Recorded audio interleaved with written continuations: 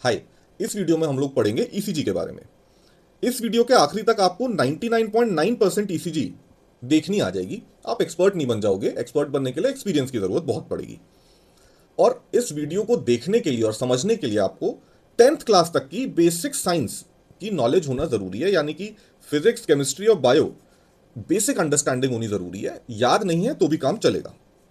ठीक है, तो शुरू करते हैं। ईसीजी जिसका फुल फॉर्म होता है इलेक्ट्रो कार्डियोग्राम।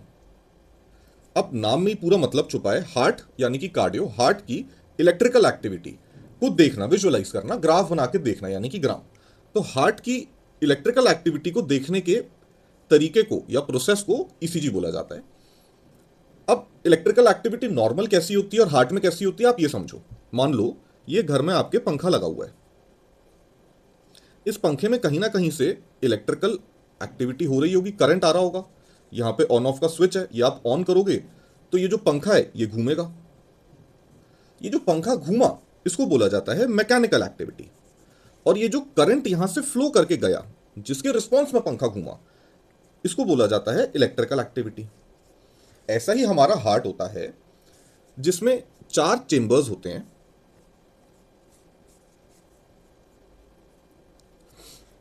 और इन 4 चेंबर्स में इलेक्ट्रिकल एक्टिविटी के लिए ऐसा एक वायरिंग का नेटवर्क होता है और ऐसी कुछ वो दिखता है।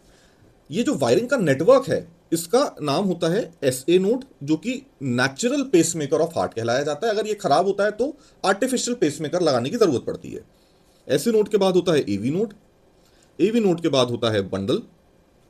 ये बंडल ऑफ हिस भी कहलाया जाता है। बंडल के बाद होती है बंडल की ब्रांच, लेफ्ट में और राइट में बंडल ब्रांच।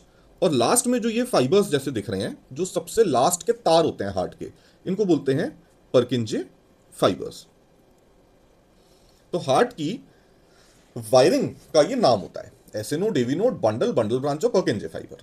अब जब इसके थ्रू करंट फ्लो करेगा तो हार्ट की मैकेनिकल एक्टिविटी होगी। हार्ट की मैकेनिकल एक्टिविटी का मतलब होता है हार्ट की वॉल्स यानी हार्ट की जो दीवारें हैं ये कॉन्ट्रैक्ट कर जाती हैं, तो हार्ट धड़कता है।